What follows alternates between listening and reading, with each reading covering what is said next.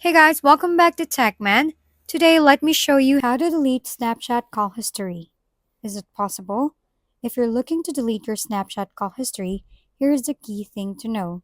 Snapchat doesn't let you manually remove call logs.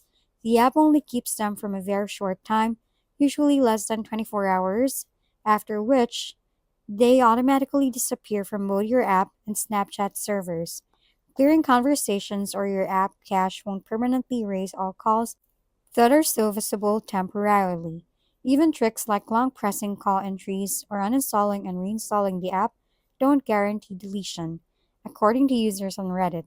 What you can do to minimize visibility is clear your conversations, clear app data and cache, or reinstall Snapchat. But ultimately, the most reliable approach is just to wait. The call history will disappear on its own within about a day.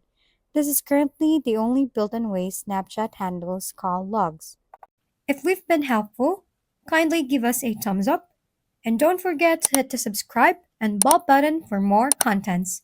For any questions and suggestions, comment down below.